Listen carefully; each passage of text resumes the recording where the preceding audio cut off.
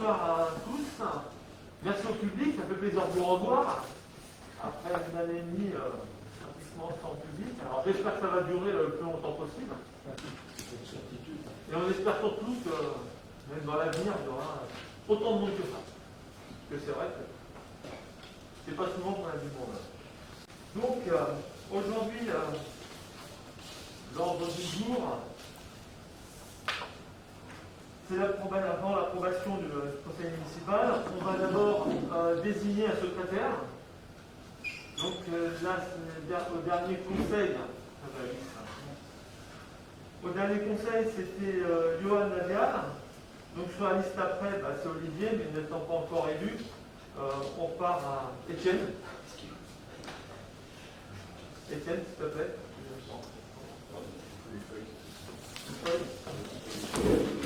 On va trouver ça.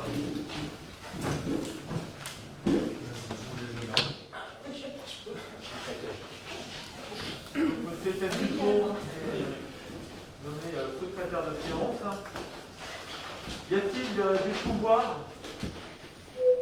Oui, moi je suis Lionel. Sandrine qui a le pouvoir de Lionel. Ok. Donc, premier point à l'ordre du jour, l'approbation du procès verbal du conseil municipal du 25 mai. Est-ce qu'il y a des points à rajouter, des modifications? Non. Qui est contre? Qui s'abstient? Il est voté à l'unanimité. Merci. Deuxième point, l'installation d'un nouveau conseiller municipal. Alors, je vais lire un petit texte. Considérant la démission de Mme Patricia Gilles de ses mandats de première adjointe et de conseillère municipale de la commune de Châteaufort, accepté par M. le préfet des Yvelines par courrier en date du 16 juin 2021, reçu en mairie le 18 juin 2021. Considérant qu'en vertu de l'article L270 du Code électoral, le candidat venant sur une liste immédiatement après le dernier élu est appelé à remplacer le conseil municipal élu sur cette liste dont le siège devient vacant pour quelque cause que ce soit. Considérant que Mme Stéphanie Simon, M. Jérôme Gilberti et Mme Geneviève Morgue, suivant immédiatement le dernier élu sur la liste Châteaufort naturellement, à laquelle appartenait Mme Patricia Gilles, ont expressément renoncé à exercer leur mandat de conseiller municipal. Que M. Olivier Lenné, figurant sur cette même liste immédiatement après Mme Morgue, n'a pas renoncé à exercer ce mandat. Donc le Conseil prend acte de l'installation de M.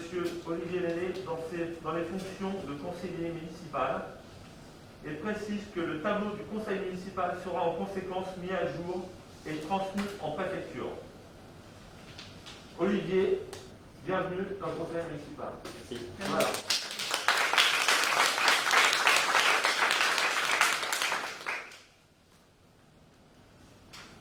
Merci.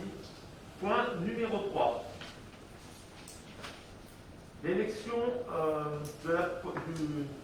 du premier adjoint au maire.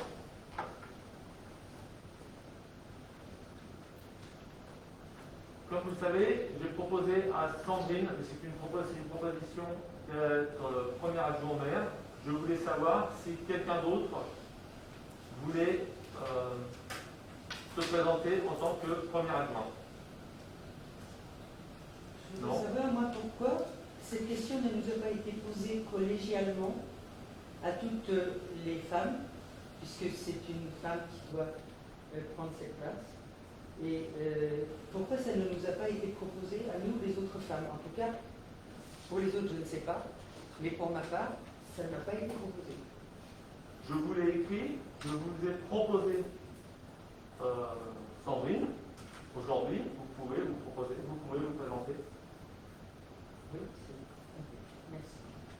Enfin, je vous l'ai écrit, hein, je vous ai fait un mail à ce sujet-là. En nous disant, je propose Sandrine. Oui, je propose, je n'ai pas dit que j'impose, j'ai dit que je propose Sandrine. En première.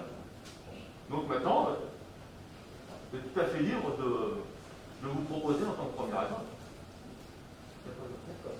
Merci. Donc, ce vote, on est obligé, même s'il y a une personne, on est obligé de le voter à bulletin secret. Il peut très bien y avoir des blancs ou des refus. Par contre, j'ai vu que l'urne avait été retirée. L'isoloir avait été retiré. Ah oui. Donc, discrètement, hein, enveloppe bleue, oui. Et pour le pouvoir, je fais comment pour Lionel? Il faut que je mette. Il m'a donné ses consignes de. Deux enveloppes, on va être. Ah, tu me diras, j'ai deux papiers. Mais il n'est pas deux enveloppes. Là, on va être. On va être parti. Non, il y a ce qu'il faut.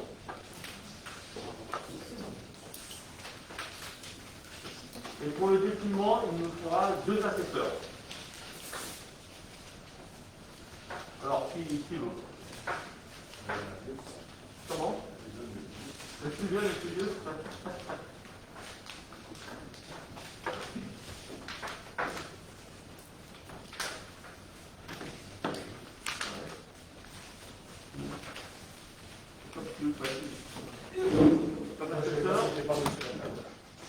Émilien? Allez, Johan.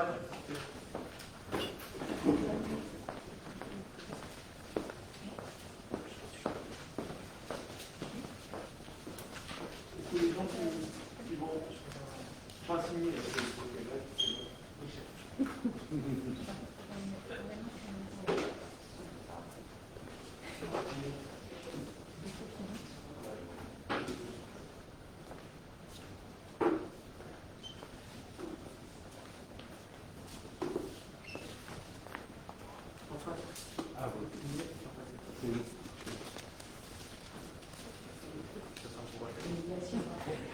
Comment? Ouais,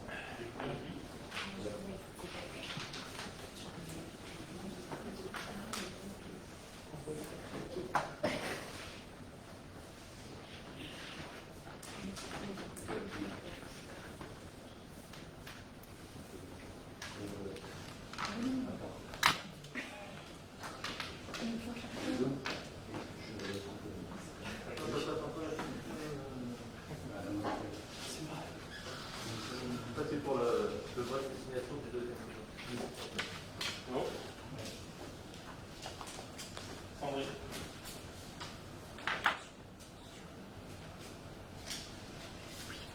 Sandrine.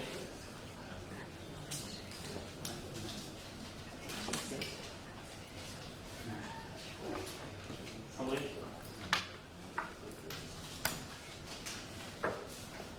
Sandrine.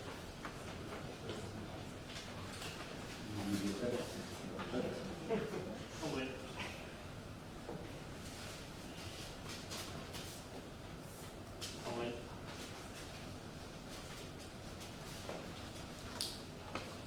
Sandrine.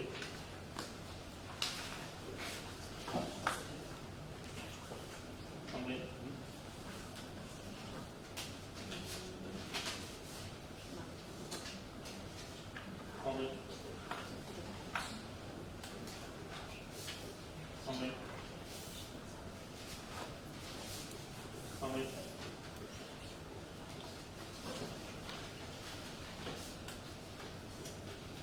Sandrine.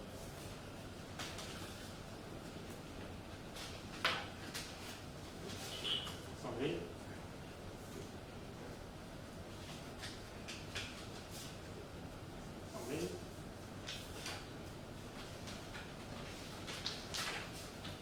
Et Sandrine. Il ne fait pas de lune, maintenant. Pas de nul, pas de blanc. Ok. Sandrine est élue première adjointe Avec 15 voix. Bravo.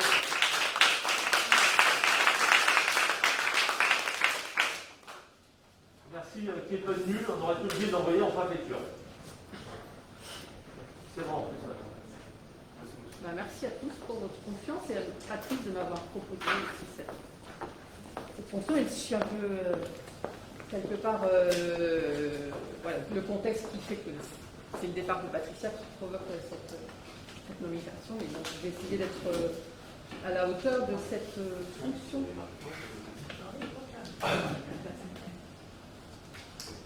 Ok, voilà. Donc, Patricia, encore, je n'ai pas fini de te répéter, mais merci encore pour tout ce que ça fait. Merci. Je crois que tout le monde te remercie autour de la table même.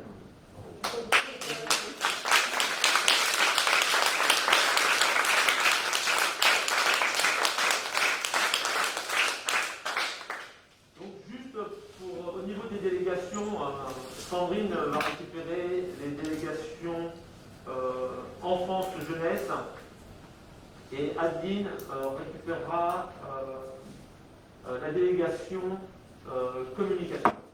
Voilà. Ok, pardon. Communication seulement et la démocratie participative. Mais ça, C'est ça, pas une délégation. oui, si c'était dans ma délégation aussi, mais on doit, en fait, avec Adeline, si on détaille un petit peu ces petits jeux de siège musical, entre guillemets, Olivier, on ne l'a pas dit, mais il va rejoindre. Ah non, on en parle plus tard, c'est ça? Oui. Donc, on peut le dire maintenant. On peut dire maintenant, c'est pas, effectivement, c'est un des points de l'ordre du jour, je suis désolée, du coup je vais faire un peu le sujet suivant, mais dans la commission enfants jeunesse, effectivement, Olivier sera présent avec moi et rejoindra donc Christophe qui était déjà présent, et Adeline, effectivement, elle prend la responsabilité de la communication, ce qui va permettre effectivement de déporter pas mal de choses que je pouvais faire, du coup elle a vraiment la responsabilité. Actuellement, on travaille beaucoup en binôme toutes les deux sur la communication quotidienne pour les habitants. Hein. Il y a d'autres sujets, effectivement, on travaille avec Johan sur le site, etc. Mais la partie bref, mailing, vidéo, c'est surtout Adeline et moi. Donc là, du coup, voilà, il y a une part de responsabilité qui sera chez Adeline, c'est très bien. Elle mérite totalement, je suis totalement confiance. Et donc, la démocratie participative, comme de toute façon, c'était quelque chose de transverse, puisqu'il y avait aussi toi, Nathalie, hein, qui n'est pas dans la partie communication, dans la commission de communication. Pour moi, ça reste inchangé. On va effectivement, il faut qu'on redéfinisse un petit peu comment ça va comment on l'appelle, si c'est sur une délégation, peu importe. Enfin, je pense que pour moi, il n'y a rien vraiment il y a vraiment rien de changé. Moi, je pensais le garder, mais on doit faire un point avec Adeline demain. On répartit officiellement on répartit officiellement les actions côté communication et démocratie participative. Pour moi, je la gardais. Mais effectivement, c'était une délégation.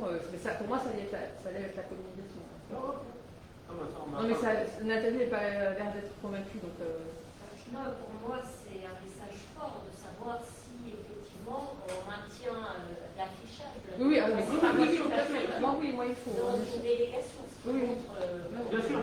Non, et pour moi, effectivement, tout ce qu'on a enclenché, et moi, personnellement, je compte bien poursuivre, même si, effectivement, ça va plus lentement que ce qu'on avait imaginé. Alors, on a bien vu qu'on avait l'ambition d'aboutir avant l'été, on en est effectivement un petit peu loin, mais on a néanmoins quand même fait des choses, on a fait des ateliers avec des habitants, et toute cette dynamique, même si elle n'est pas hyper intense pour l'instant, je compte bien la poursuivre, et puis on va continuer avec notre groupe de travail. On est très aidés par les habitants qui contribuent en direct à ce groupe, notamment Olivier qui nous a aidés dès le départ. Et pour moi, il n'y a vraiment aucune raison qu'on change, mais effectivement, tu as raison, il faut qu'on fasse attention à ce que l'affichage reste explicitement dans les délégations. Donc soit chez Adeline ou soit chez moi, mais oui, on peut en reparler. Quand Patrice fera les délégations formelles, les nominations, il faut qu'on fasse attention à ça. Non, mais c'est pas un grand soulevé, c'est pour ça qu'il y a tout le monde. Ok. Point suivant, élection de fait, donc du troisième poste d'adjointe. Je propose Françoise Forzani, qui a déjà une délégation urbanisme. Donc je voulais savoir si quelqu'un d'autre voulait aussi postuler.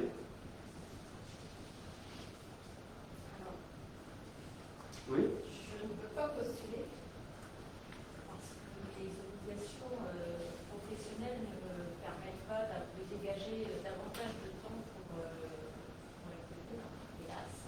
Par contre, je voulais dire que les sujets que je porte en tant que délégation, en tant que conseillère déléguée à l'environnement et à la transition écologique, il me semble que ce sont des missions qui sont d'une grande importance dans notre commune, pas toute notre commune, mais en tout cas dans notre commune, que ce sont des missions transversales et que ces sujets-là nécessitent qu'ils soient bien présents au sein de l'équipe rapprochée du maire et qu'elle soit bien prise en compte dans l'ensemble des actions communales. Donc je regrette, et je vais le dire publiquement, je regrette de ne pas pouvoir, à titre personnel, quand on ne l'a pas proposé, ceci dit, hein. Ça va bien, ça tombe bien, mais on ne l'a pas proposé, mais et je ne peux pas le faire. Donc je ne propose pas comme candidat. Néanmoins, voilà, je regrette que ça ne soit pas les questions d'environnement et de transition écologique qui soient vues dans le cercle rapproché du maire.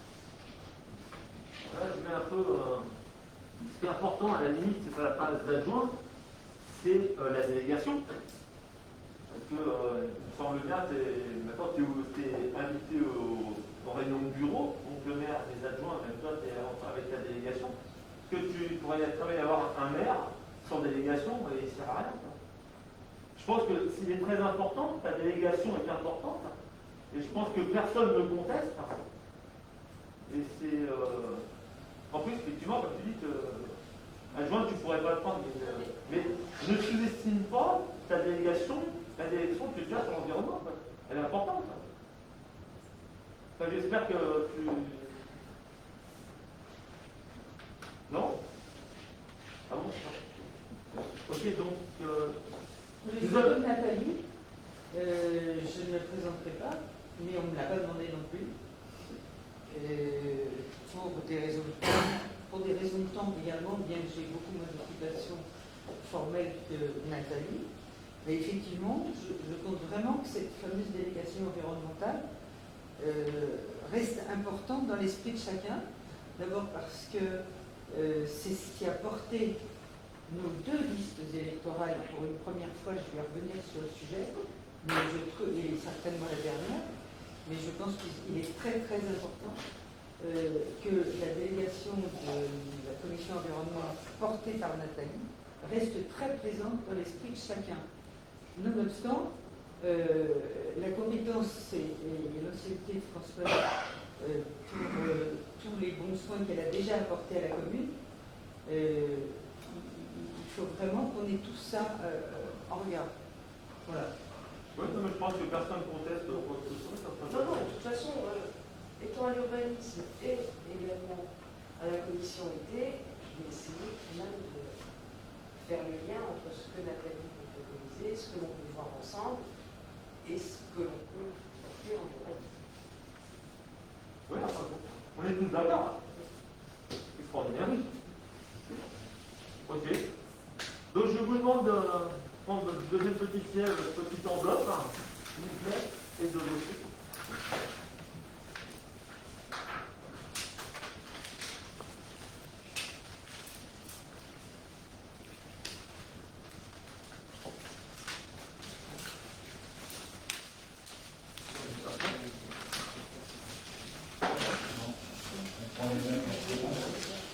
Non. Bon, bah, tu votes pour quelqu'un d'autre?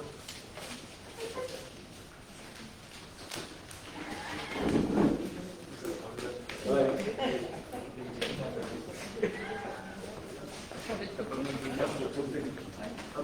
On a un autre côté? Ouais.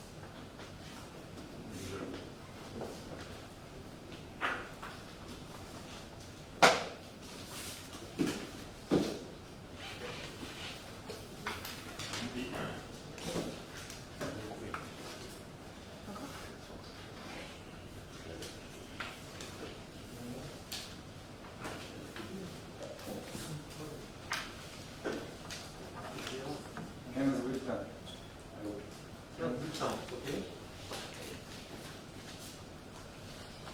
Françoise.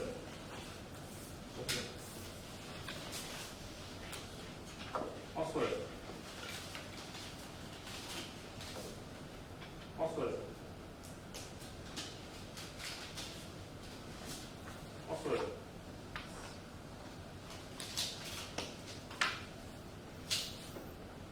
Françoise.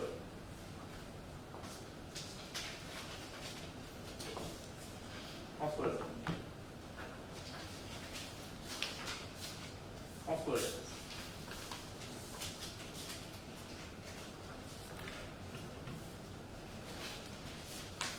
Françoise.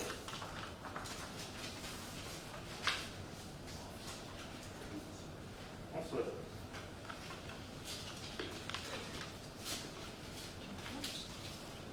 Françoise.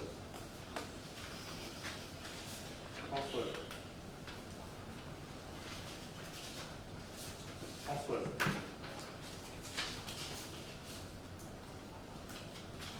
Blanc.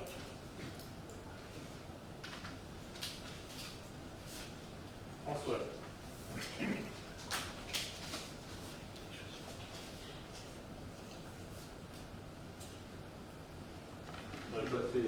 Ah, Non, non. Dans la même enveloppe, il y en a deux. là, ça fait un blanc. Blanc, Ça fait un nul. Ça fait un nul parce qu'il y a deux groupes qui sont restés collés. Ouais.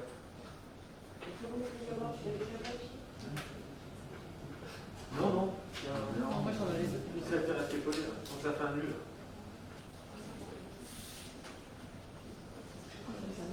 La presse, Françoise, un blanc et un nul.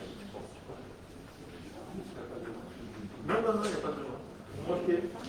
Bon, bah, Françoise a été élue à la majorité. Je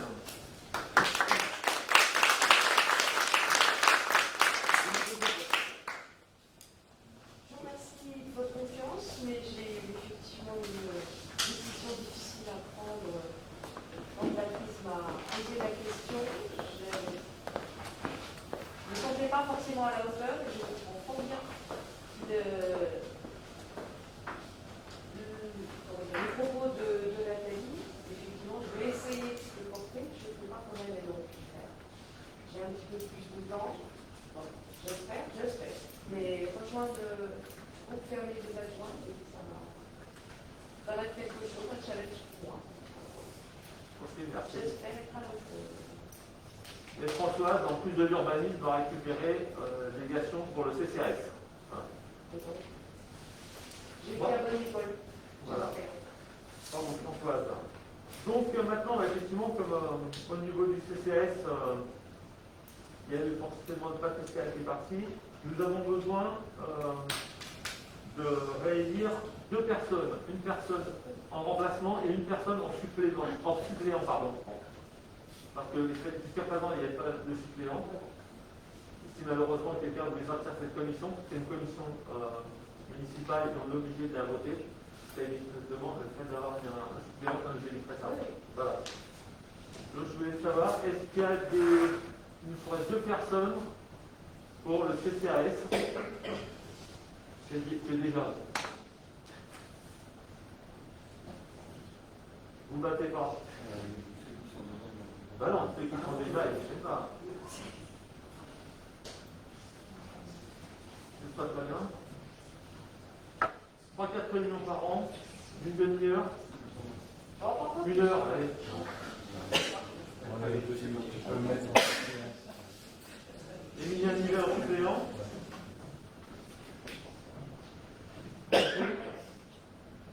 C'est titulaire. Une fois titulaire. Il ne reste pas beaucoup comme ça. On veut te mettre en titulaire, Élie ? Hein?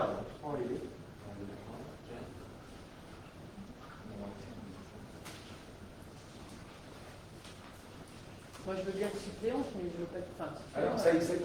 justement, pour être titulaire, il faut me laisser la place de suppléante parce que je ne vais pas représenter. Pour Émilien titulaire? Bon, allez, tu mets. Parce que sinon je ne vais pas y arriver. Et Sandrine Mogadela? suppléante.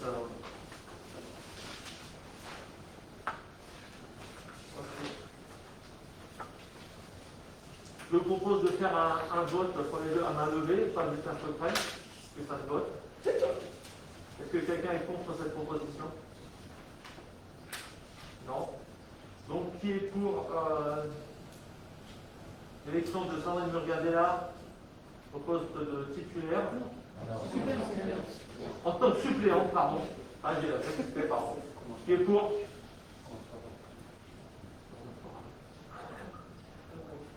Ok, merci. C'est un vote à l'unanimité. Qui est pour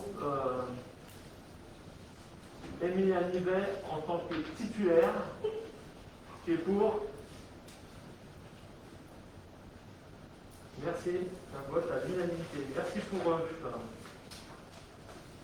Maintenant, il faut désigner un membre à la commission communale enfance-jeunesse pour remplacer Patricia.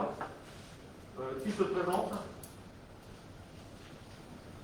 Oui, moi, oui, du coup, moi, oui. Oui, merci. Comme tu as donné la délégation, oui, c'était en milieu, mais du coup, enfin, on est deux, du coup. Enfin, je sais pas. Donc, moi, je me présente, oui. Oui. Il ne faut pas forcément qu'une personne. Voilà. Ça demande les volontaires pour la commission. Absolument. D'accord. Par contre, est-ce que quelqu'un veut sortir de cette commission? Françoise? Donc Françoise, tu sors de cette commission. Et à ce moment-là, il y aurait Sandrine et Olivier à la commission. Est-ce qu'il y a d'autres personnes qui seraient intéressées? Ok. Donc, il y a Christophe Rest, hein, peut-être. Oui, absolument. Non, c'est ça que là pour tout le monde. Absolument. Pas que tous les deux. Donc je me vote le vote de Sandrine à la commission communale enfance-jeunesse, qui est pour? C'est Lionel. C'est la suite. Merci, c'est un vote à l'unanimité. Qui est pour le vote de Olivier à la même commission. Qui est pour? Merci. C'est un vote à l'unanimité. Maintenant, nous allons passer à la décision modificative numéro 2 du budget communal. Donc, c'est Bernard qui va vous présenter cette DM.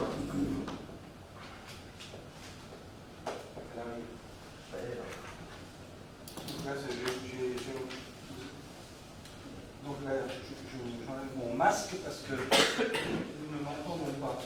On ne m'entend pas très bien. Donc la décision modificative numéro 2 se rapporte toujours au budget prévisionnel qui avait été voté au mois de mars. Donc il y a un budget prévisionnel 2021, tant dans le fonctionnement que dans l'investissement. Vous avez peut-être reçu dans la délibération qui vous est proposée d'être votée. Donc il y a un équilibre qui se fait au niveau des comptes en fonctionnement à moins 30 000 euros, 30 665, et au niveau investissement à hauteur de 487 217 euros. Donc je vais essayer de vous expliquer d'où viennent ces modifications. Ces modifications, on les vote en DM parce qu'elles vont modifier le budget prévisionnel. Et c'est à la fois des plus et des moins. Donc, on va commencer par le budget fonctionnement au niveau des recettes. Donc, vous avez le BP 2021, vous avez la DM2 qui modifie le BP 2021 avec la modification que vous avez au centre selon les différents comptes. Donc, je vous ai mis à droite le commentaire. On va s'arrêter sur les, je pense, sur les plus importants. Il y en a, je vais les citer. Remboursement assurance personnelle, c'est qu'il y a eu des arrêts maladie du fait du Covid. Donc c'est l'assurance qui prend en charge le remboursement des charges de personnel. Je vais m'arrêter 2 minutes sur la taxe foncière, où on a une baisse de 42 000 euros. On avait estimé à 1 250 000 les recettes de la fusion de la taxe foncière avec la taxe d'habitation à partir de 2021. Et il s'avère qu'on avait estimé le plus, puisqu'on avait, le Conseil avait accepté une augmentation de 6% de la taxe foncière qui s'est cumulée avec la taxe d'habitation. Et faisait à peu près 70 000 € en plus en recettes. Malheureusement, on s'aperçoit qu'on a une baisse de 42 000 € que je vais vous expliquer, c'est-à-dire qu'en fait les impôts ont réduit l'assiette de 200 000 €, donc ce qui mécaniquement, malgré la fusion l'addition des deux taux et l'augmentation de la taxe foncière, engendre une baisse de 42 000 €. Les nouveaux logements avaient une exonération sur la taxe foncière sur les 2 premières années. Et en fait, ce qui se passe, c'est que dans le nouveau mécanisme, c'était compliqué à mettre en place, ils ne se sont pas embêtés, ils ont réduit l'assiette d'autant pour que les personnes qui en bénéficient continuent d'en bénéficier. Voilà l'explication. On aurait aimé qu'il nous l'explique un peu, enfin, qu'il soit un peu plus clair et qu'il nous prévoit à l'origine. Je crois qu'il y a une délibération dans ce sens-là à venir. Ce n'est pas la remise en cause de l'exonération, mais c'est que les impôts auraient pu nous expliquer ça différemment dans la mécanique de rattrapage, si je puis dire, d'une exonération qui avait été faite. C'est même pas l'État qui prend en charge, c'est la commune qui est obligée de le prendre à sa charge. C'est ça que je veux dire. C'est pas nous qui avons décidé de ramener la taxe, de supprimer la taxe d'habitation et de ramener de faire tout ça. Au niveau des taxes de séjour, il y a une augmentation, enfin, il y a à peu près 890 €, c'est Valodel qui a une taxe de séjour pour 2020. Il y a une subvention pour l'entretien du pré-évêché de 1 000 €. Bicheret. C'est Bicheret. Pardon. Il y a une notification reçue sur la TH qui nous engendre moins 1 700 €. C'est dans les compensations sur la TH. C'est un calcul qui est fait au niveau national. Il y a 8 000 € en plus sur les produits exceptionnels. En fait, c'est un remboursement de la borne suite à l'accident. Vous allez voir, c'est en recette, donc c'est une opération blanche. Et il y a eu un poteau qui a été remboursé, poteau électrique public, pour 3 000 €. Et l'accident de la borne, pour information, ça a coûté 5 000 €. Donc on arrive donc à une modification de moins 30 665 €. Donc c'est les plus et les moins sur les recettes au niveau fonctionnement qui font qu'on arrive à cet équilibre. C'est l'équilibre qu'on va vous demander de voter tout à l'heure. On va vous proposer de voter. Ensuite, il y a les dépenses. Donc il y a eu des modifications aussi au niveau des dépenses. Moins 700 €, c'est les prestations de cantine, puisque c'est plus dans les actes administratifs, puisque ça a été numérisé. Donc en fait, ça va nous coûter 2 400 au lieu de 3 100. Au niveau électricité, on a découvert qu'en fait, sur le compteur Rudors, il est commun à l'éclairage de la Rudors et du chantier Rudors. Donc pour l'instant, on a une augmentation à peu près de 15 000 €, et c'est essentiellement dû au chantier d'Ors. On n'arrive pas à l'estimer exactement, ce qui correspond à la Rudors et au chantier. Et on verra plutôt l'équilibre sur l'exercice 2022-2023, quand on pourra ramener ça sur une année. Il y a un peu plus de carburant parce qu'il y a un véhicule supplémentaire, il y a moins de fournitures dans les petits équipements du service technique, il y a eu une location d'une pelleteuse pour le terrain de foot, 1 200 €, des baraques de chantier pour la salle des fêtes à hauteur de 9 600 €, qui n'étaient pas prévus initialement dans le... Tous les chiffres-là n'étaient pas prévus, les plus sous les mois, dans le budget prévisionnel 2021.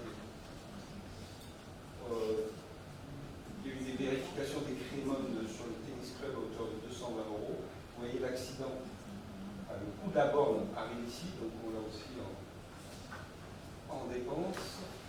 Au niveau entretien voirie, il y a eu le poteau électrique dont je vous parlais tout à l'heure, c'est des plus et des moins. Il y a eu le curage du domaine d'ordre pour 2 400, Citeos 5 000 € et l'entretien des bouches qui a coûté moins cher. En estimation, il y aura moins de 2 500 €. Donc on arrive globalement à plus quand même 8 500 € sur ce poste. Ensuite, dans la maintenance, il y a eu des contrôles des tentes et des podiums qui augmentent à hauteur de 650 €. C'est l'obligation de faire passer ces tentes dans un contrôle technique annuel. Un complément pour l'assurance personnelle, c'est plus une régulation de 2 500 €. Il y a un complément sur la TRC dommage ouvrage pour employés à hauteur de 3 000 €. Pour le centre de loisirs, il y a eu on est un peu moins, puisqu'il y a la crèche des cramouillages. Il y a 2 enfants actuellement, donc ça va coûter moins 9 moins 4 200 €, mais les participations mensuelles à Charlotte 3C, c'est le centre de loisirs, voilà, à hauteur de 3 000 au lieu de 7 000. Donc on a les deux, les deux font moins 700. On a, là, c'est des réimputations, hein, c'est la dose pour les fouilles archéologiques, hein, c'est pas les fouilles. Donc c'est une réimputation sur un autre compte parce que c'était pas bien affecté. Il y a eu moins de piscines cette année, donc on estime qu'au niveau transport, il y aura moins de 2 000 €. Et donc on arrive, alors après au niveau des charges de frais personnels, il y a eu des remplacements. Je ne vais pas rentrer dans le détail, mais il y a eu des remplacements. Et donc ce que je voulais vous dire, c'est qu'on a estimé, mais ça sera validé, la mise à disposition d'un agent au niveau du foyer en bas pour le gardiennage, pardon, à hauteur de 12 000 €, et donc on estime à 3 000 € les cours engagés par mois. Donc là, on les a provisionnés, mais il n'y a pas de. C'est 18 000 plus 16 000 plus 12 000 € dans cette provision. Je vais mettre là, ça sera plus simple.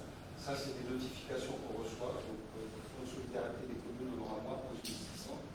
Et là, les moins 20 000, en fait, c'est pris en charge directement par VGP. Donc, en fait, ce que je voulais vous dire, c'est que là où vous avez moins 30 000, mais il y a des dépenses en moins. Et en fait, on arrive in fine, entre les plus et moins, un excédent prévisionnel qui évolue à moins 90 000 €. En PP, on avait 474 000 €. Et finalement, on va arriver à 383 000 €. Pour vous dire qu'en fait, l'excédent du budget prévisionnel est basculé automatiquement sur le compte investissement, donc il va baisser de 30 000 €. De 90 000 €. Mais on vous présente toujours les équilibres des comptes par rapport aux recettes. C'est pour ça qu'on vous propose de voter l'équilibre à 30 665 €. Donc ça, c'est pour le fonctionnement. Au niveau investissement, la présentation est identique. Donc vous voyez, là c'est les 614 que j'avais expliqué, c'est ce qui datait des années précédentes, qui n'est pas encore réglé. Et on avait viré donc à la section fonctionnement 3 348 000. Et donc on les réduit de 90 000 € pour arriver à 2 247 000. On aura peut-être un peu plus en fonds de compensation TVA, à hauteur de 20 000. Taxe d'aménagement, qu'on n'avait pas, on devrait avoir 1572. Là, il y a des aides, des subventions qui sont arrivées, une aide exceptionnelle, excusez-moi, pour confortation de la butte neuve à hauteur de 142 000. C'est M. le maire qui a été la chercher. Il y a une subvention de 32 000. Ces sommes-là n'étaient pas prévues dans le budget été 2021. 32 000 pour la rénovation de la maison Saint-Christophe.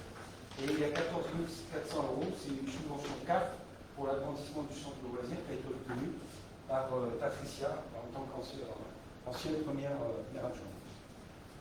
Donc je voulais préciser ça. Bon, après les 100 000, je vais vous expliquer, enfin, c'est par rapport aux sommes qui sont là. Vous savez, les travaux d'enfouissement à Ors, notamment au niveau réseau électrique, je ne parle pas de réseau, au réseau électrique, c'est subventionné par le SEIG, le syndicat d'électricité des équipes. Au global, il y en a pour 233 926. Ça a été compliqué avec le SEIG parce qu'en fait, le SEIG reste propriétaire du réseau. Donc c'est à lui de payer puisqu'il en reste le propriétaire du réseau qui a été refait. Et donc il y a eu des équilibres financiers qui ont été faits. Donc il a fallu, comme ça avait été payé dans les écritures comptables, il a fallu qu'il les rachète. Et donc c'est pour ça que vous avez deux fois la somme. Et on l'a dessous pour un équilibre des comptes. Je vous présente tout de suite sur cette somme-là. Là on l'a en dépenses en bas, 233 000 €. Et ce qu'il faut regarder aussi, parce que tout ça c'est oui, c'est que cette somme-là, en fait, 116 000 €, c'est la participation qu'on va reverser au SEIG, en fait c'est ça qu'il faut retenir, qui est le coût réel pour la commune de ces travaux. Sachant que la différence, c'est une subvention que nous aurait donnée le SEIG. Donc en fait, c'est pour ça que je vous parle des 116 000 €. Donc en fait, aujourd'hui, sur les comptes, ça ne me coûte que 16 000 €, puisqu'il y il y avait un emprunt fictif de 100 000 € qui avait été fait, qu'on annule. Donc dans les comptes, ça coûte 16 000 €. Et en fait, globalement, sur les 330 000 €, ça aura coûté à la commune 116 000 €. Le reste est donc une subvention qui a été octroyée par le MSEI. Donc ça, c'était. Donc on arrive au chiffre de 487, et il est un peu gonflé à cause de ces deux sommes-là qu'on est obligé d'insérer dans les comptes. Au niveau après des dépenses, bon, il y a des modifications dans les affectations de comptes qui ont été faites là. Des frais d'études, il y a 10 000 € en plus, parce qu'il va y avoir la OS en montée du centre de loisirs pour 10 000 €. C'est l'étude pour l'agrandissement. Et là, je vous ai parlé de la participation de la collectivité versée au SEY. Les fouilles archéologiques, le montant est toujours de 280 000 €, mais il a fallu le réaffecter, parce que ce n'était pas sur le bon compte. Ça, c'est les gravures de table sur le SEA de 1650. Construction, c'est les réparations du clubhouse de 900 €.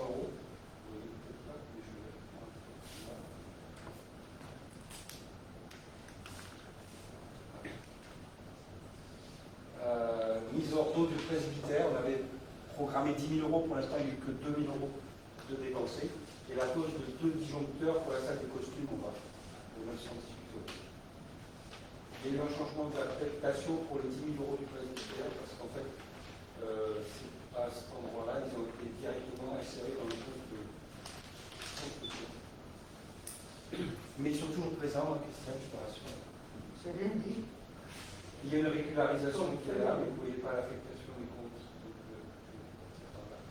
Après, dans le mobilier, il y a des mobiliers de bureau pour 500 €, le complément cuisine-foyer pour 1 200 €. Il y a eu 5 bancs qui ont été achetés, pardon, à hauteur de plus des poubelles pour 2 800 €. Et donc, ensuite, il y a d'autres immobilisations, les barrières coulissantes pour 846 €, des échafaudages pour 1828 €. Je ne veux pas vous noyer dans les petites sommes, mais on a une augmentation de 4 000 €, donc on va aboutir à 5 000 € sur ce type de dépenses. La chose que je voulais vous expliquer in fine, ça c'est la continuation du foyer avec des avenants sur des lots qui arrivent à échéance. Donc ça c'était programmé. Travaux d'enrichissement d'or, je vous en ai parlé tout à l'heure. Simplement, ce que je voulais vous expliquer in fine, pour que ce soit peut-être plus clair, c'est qu'on a 188 000 € de subventions en plus. On a des recettes en moins de 90 000 €. Donc, ce qui fait quand même un solde de 97 000 €. Là, j'ai arrondi, il y a des sommes en bas. Et donc, en fait, c'est pour ça que vous avez aujourd'hui dans des sommes non affectées au niveau investissement à hauteur de 100 000 €. Qui viennent en plus de ce qu'on avait voté comme montant d'investissement au mois de mars, à hauteur de 2 millions, je les avais là, à hauteur de 2 826 000 775 €. C'est pour que vous ayez une vision assez globale des comptes, parce que les plus et les moins, des fois, on a pas. Donc en fait, il vous est proposé de voter la DL2, c'est simplement la vie financière de la commune à travers les plus et les moins, au niveau du fonctionnement et au niveau de l'investissement. Merci Bernard. Est-ce qu'il y a des questions sur cette DL? Oui, Alice, oui. Je m'interrogeais en fait, donc on a convenu à partir du mois de septembre, enfin on convient en tout cas, on réfléchit à partir du mois de septembre à avoir un gardien salarié directement de la commune et logé à Ors.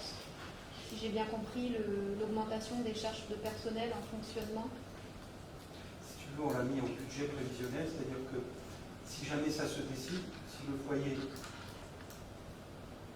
ouvre pour le dernier trimestre 2021, il faudra qu'il y ait quelqu'un. Par contre, si on n'a pas ouvert la ligne sur le budget, on ne pourra pas le prendre. Donc c'est une question qu'il va falloir se poser. Il faudra penser... Est-ce qu'on met quelqu'un en permanence en bas, qui servira de régisseur, qui servira pour la gestion de ce domaine?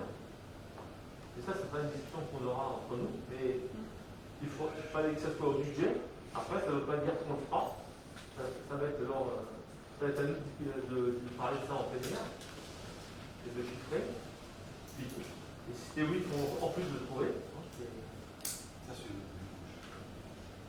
C'est pas simple, mais on se rend compte qu'en bas, il va falloir avant Lucine, il était en bas, ça servait quand même de gardien. Maintenant, est-ce qu'il faut mettre quelqu'un d'autre en tant que gardien et comme régisseur? Ça, ce sera une discussion qu'on devra avoir tous ensemble.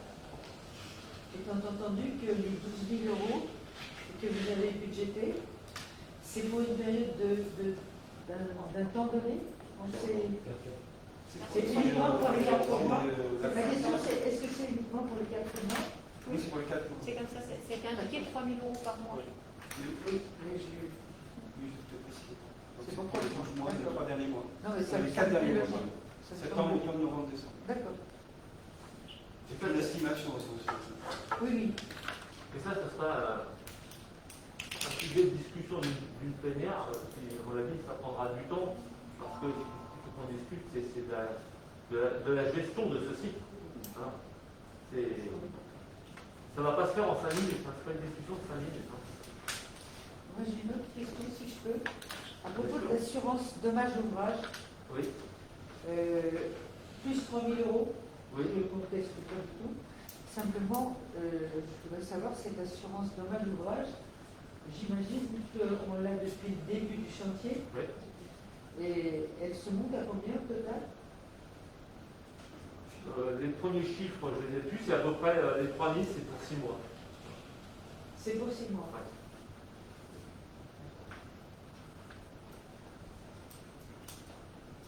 À chaque fois, on est obligé de prolonger. Ils sont pas terminés, il faut prolonger, je pense. Non, c'est pas terminé. Ok, merci. Ok. Oui. C'était juste une question de compréhension. Je suis pas sûre d'avoir bien compris. Tu as évoqué en fait la différence de gains concernant lié à l'augmentation de la taxe d'habitation. Ça veut dire qu'on avait estimé à peu près à 70 000 euros notre gain avec l'augmentation de 6% et qu'on n'aura qu'un gain de 30 De zéro. De zéro, parce que les 1 250 c'est ce qu'on avait programmé. Après le nouveau calcul. Non, si, on a quand même. On a 42 000. Bah oui, c'est ça. Au lieu des 70, on a 42. Non, 42. 42. 42 en moins, pardon. Oui, Ouais, par exemple, ça correspond, l'augmentation des impôts correspond à un gain supplémentaire pour la commune de 38 000 euros. C'est ça. C'est pas tort, c'est pas tort. Parce que ça, par contre, c'est pour cette année. Hein. L'année prochaine, on nous a dit qu'on allait récupérer les 42 000. Hein.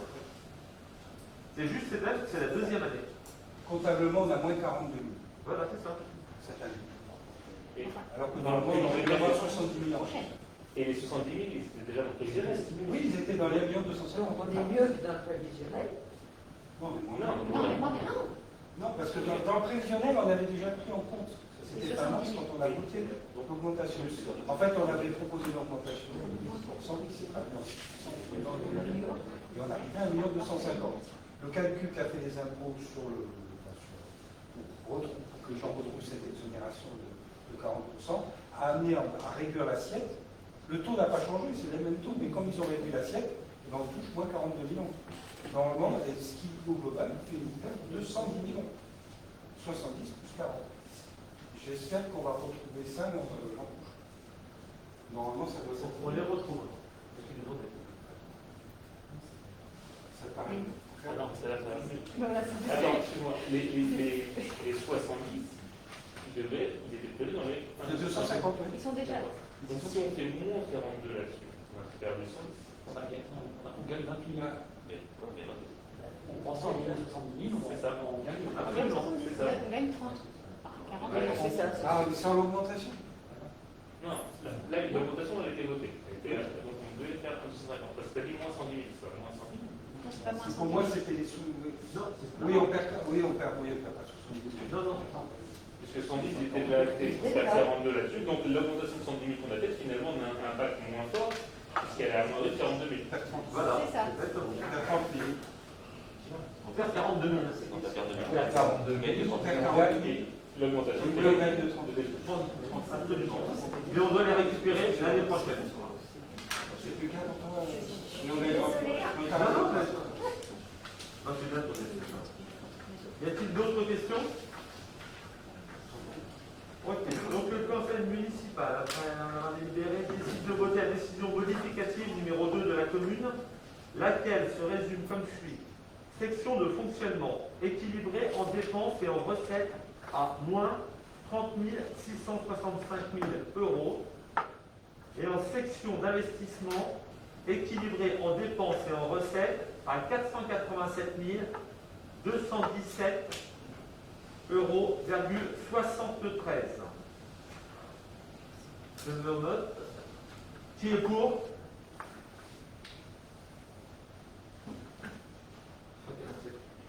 Merci, c'est un vote à l'unanimité. Point suivant, la limitation de l'exonération de 2 ans en faveur des constructions nouvelles à usage d'habitation. Ah oui, c'est quoi? Je pense que c'est normal. T'as pas le choix? Oui, je sais qu'on n'a pas le choix. Donc en fait, on est obligé de voter. C'est l'objet justement des 40%. Donc il est proposé donc, de maintenir cette exonération sur les 2 premières années. Je pense que c'est important pour les gens qui viennent d'arriver sur Châteaufort, même si je ne suis pas d'accord que les différences ne sont pas prises en charge directement par la. Je pense qu'il faut le voter. Là, pour faire en complément d'information, avant il y avait la part communale et la part départementale. Vu que ça a été regroupé et que le département voulait toujours qu'il y ait l'équivalent des 2 années de non-paiement de cette taxe, il nous oblige au minimum de voter un abattement de 40%, qui correspond aux 2 années qu'il y avait précédemment. Et on aurait pu aller au-delà. Mais le 40%, c'était vraiment le minimum. Ça correspond aux 2 années. Donc, voilà. Y a-t-il des questions? Je suis désolé, je n'ai pas compris. Avant, il y avait une part départementale Oui. et une part communale. D'accord. De la taxe foncière.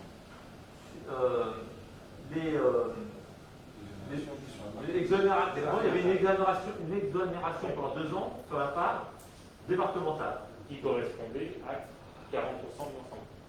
Là, voilà. Qui n'était pas voté par nous, mais Qui n'était pas voté par nous. Donc là, comme ils ont regroupé les 2 taxes, la communale et la départementale, ils nous obligent à prendre une mesure pour qu'il y ait toujours l'équivalent pour les acheteurs d'une exonération équivalent aux 2 années. Voilà. Avant, c'était le département qui votait, maintenant c'est nous, puisque ce n'est plus qu'une taxe communale.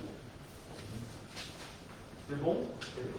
C'est construction neuve ou c'est tout? Ouais, c'est les achats de logements, c'est les constructions neuves. C'est construction neuve. Construction neuve? Ah oui, oui. Pourquoi j'ai dit autre? Pas des nouveaux habitants en fait. Oui. Les nouveaux habitants. Ah, pardon, pardon. Non. Effacez ça tout de suite. C'est pas lié au statut de.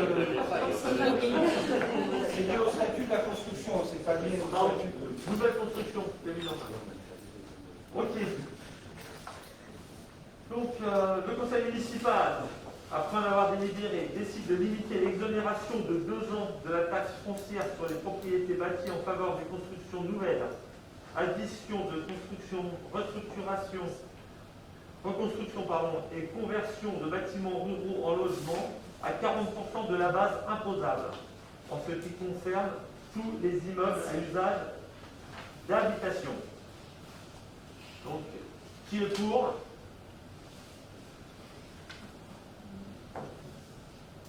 Faut noter.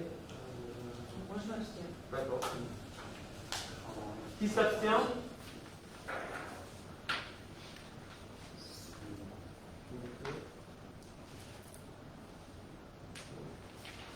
Normalement, personne, il n'y a pas de contre. Qui est contre? Non. Merci à vous. C'est voté à la majorité. Après, nous avons l'approbation des statuts modifiés de la communauté d'agglomération de Versailles-Grand-Parc.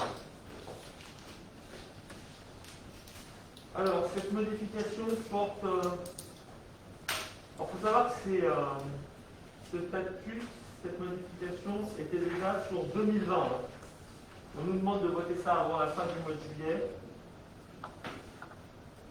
Les deux points portés sur le transfert des compétences assainissement et sur l'augmentation du nombre de conseillers communautaires. Voilà. C'est les modifications qui ont été apportées sur les statuts de BGP. Donc c'est ça. On va changer. Qui est contre? Qui s'abstient?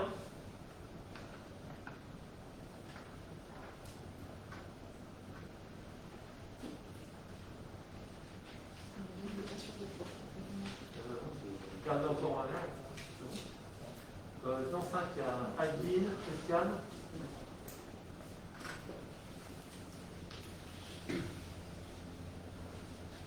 C'est bon?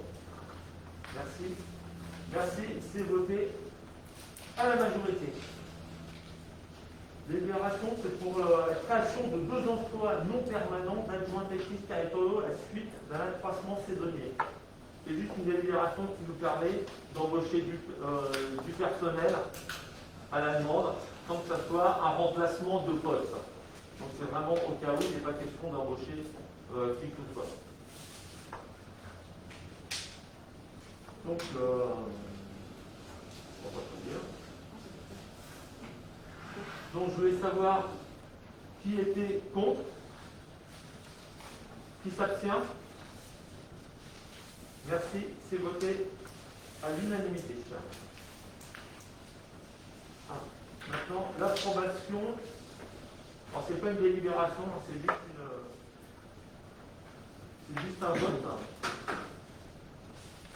L'approbation de l'avant-projet de construction d'une école maternelle sur un terrain situé aux 4 rue de Trappes. Je voudrais d'abord vous faire un petit commentaire. Alors, lors de la précédente mandature, le Conseil avait pris l'engagement de construire une nouvelle école maternelle.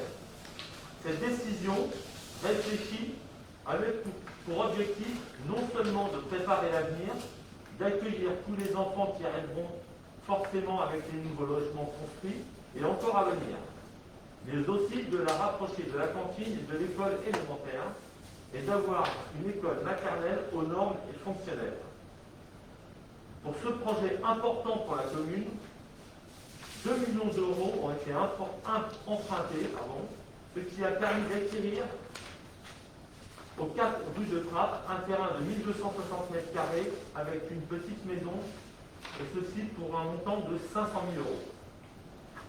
Nous avons pu négocier une baisse de 50 000 euros avec la propriétaire, avec l'engagement moral de construire la future école maternelle sur ce terrain dit bloquaire. Pour s'assurer du besoin réel, nous avons missionné la société GEDA pour une étude démographique. Ingénierie, qui est une assistance à maîtrise d'ouvrage du département, a travaillé pour valider la faisabilité de la construction sur le terrain et un groupe de travail dédié pour ce projet a été constitué. Elle a rencontré les parents d'élèves, les instituteurs et les voisins afin de leur présenter l'avant-projet et recueillir leur avis. Les fouilles archéologiques obligatoires sur ce terrain ont été lancées récemment et doivent démarrer courant du mois de juillet. Il y a 2 mois, une remise en cause de l'emplacement de l'école maternelle a été faite, ce qui a mis le doute chez certains qui se posaient des questions tout à fait légitimes.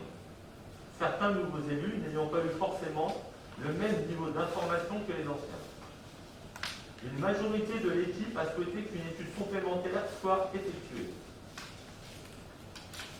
Une étude de faisabilité sur le terrain derrière l'école élémentaire avec l'utilisation du presbytère a alors été demandée à Ingénierie, qui a rendu une étude il y a 1 mois.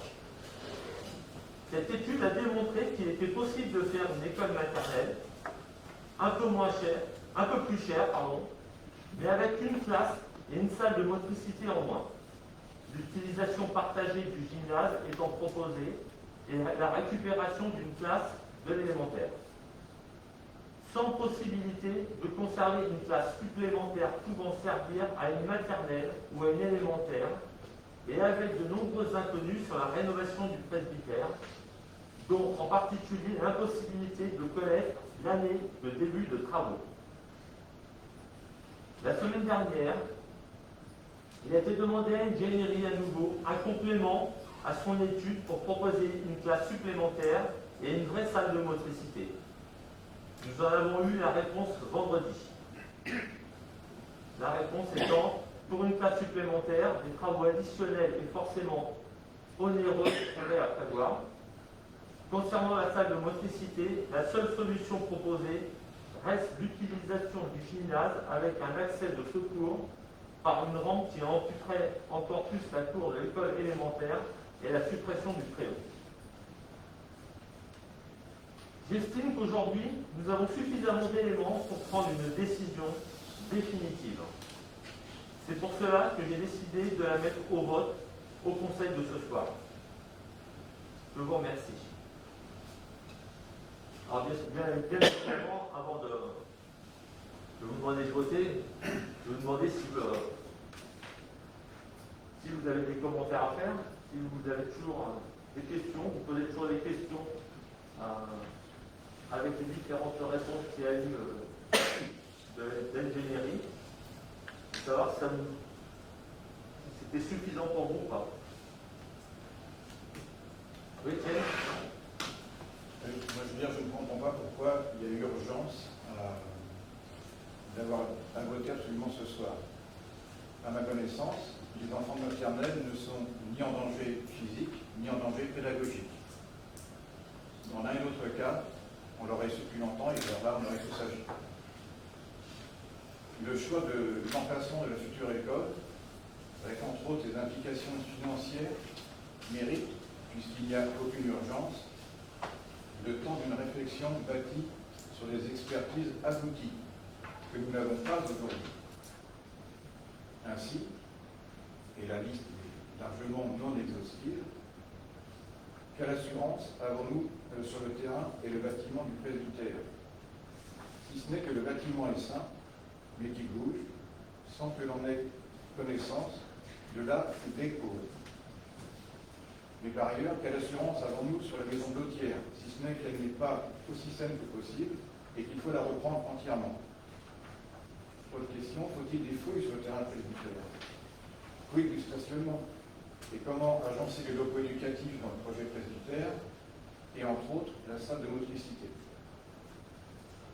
Pourquoi, par ailleurs, les recommandations de l'ingénierie seraient-elles absolument fiables sur un site et absolument sujettes à caution sur l'autre?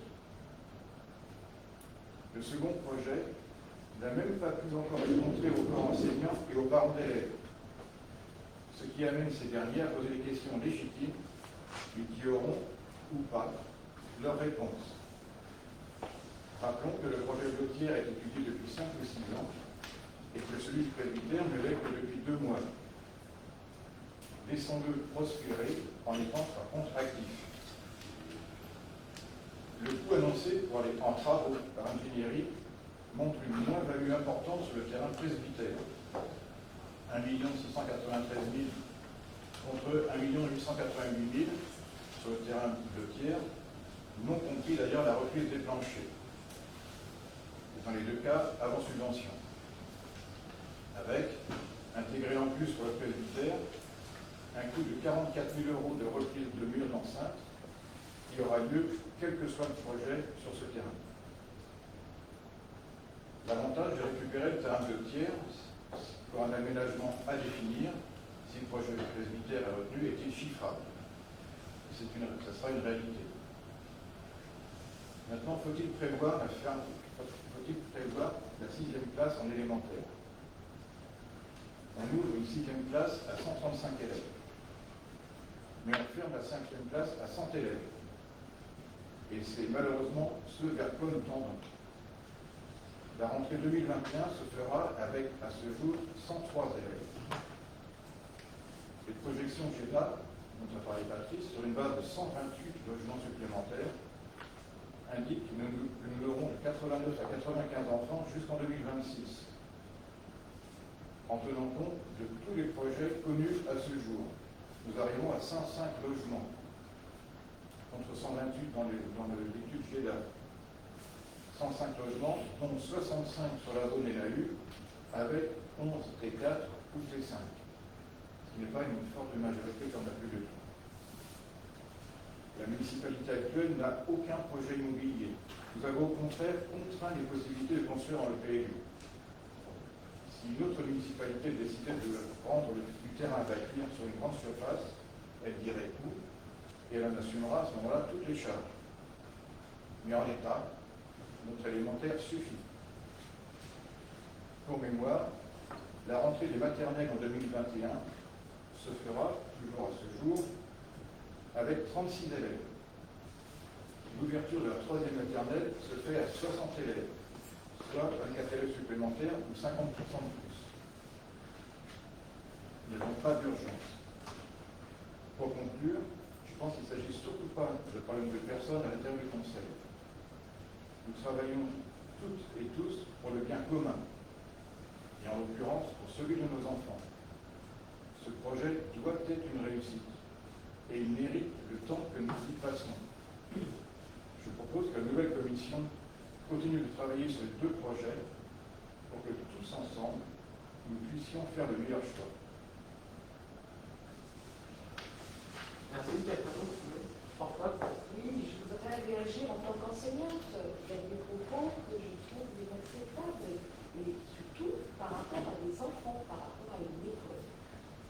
On envisage de construire une nouvelle école maternelle, c'est pour apporter plus de confort, que ce soit aux enfants, que ce soit aux enseignants. Or, avoir une simple motricité qui nécessite de traverser la cour de notre primaire, c'est impossible. Donc, ça, c'est déjà un point, pour moi, de blocage par rapport au projet prescripteur. Deuxième point, on en a dit, on va peut-être pas étaler ça plus en détail, le mur, on ne peut pas savoir quand le projet pourrait démarrer. Donc, pour moi, même s'il n'y a pas une urgence absolue, je le concède. Ça fait 2 points de blocage qui ne me permettent pas du tout de considérer que le projet pédagogique est bien une école.